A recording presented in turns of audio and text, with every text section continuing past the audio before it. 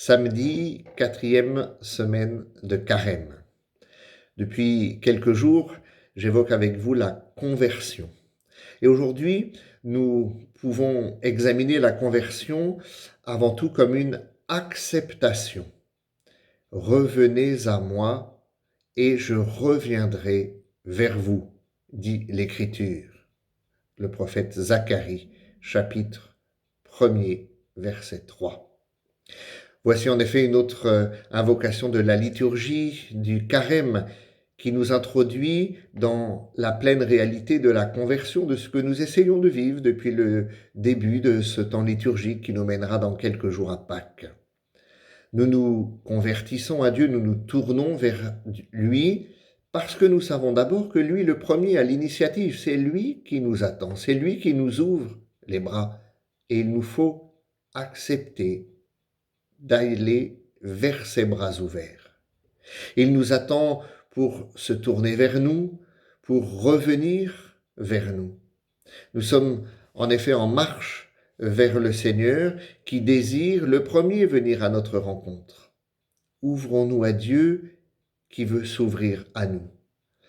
La conversion n'est pas simplement un processus à sens unique, une expression unilatérale.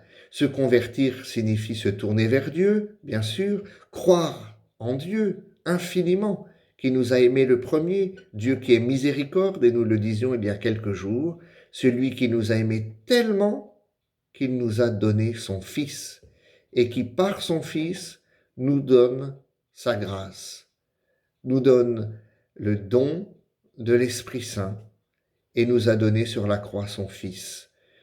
Son Fils crucifié pour nous dire, là encore, regardez votre croix, les bras grands ouverts pour nous dire combien Dieu a le cœur, tout ouvert à chacun de nous.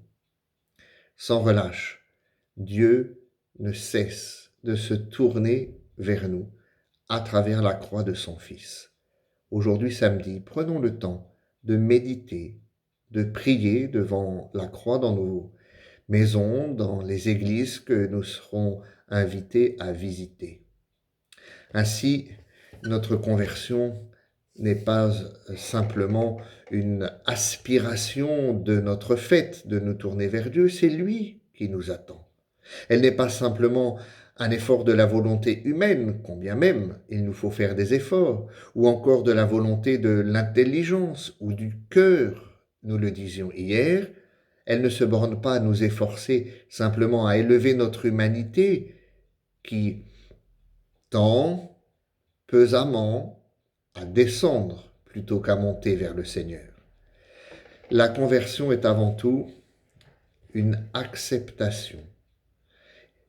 C'est s'efforcer à accepter Dieu dans toute la richesse de son retour vers nous. Cette conversion, c'est une grâce. Accepter le don de Dieu. Pour accepter cette grâce, bien sûr, il faut un effort d'intelligence, du cœur, de la volonté. Tout cela est absolument indispensable si nous ne voulons pas passer à côté de la dimension divine de notre propre vie.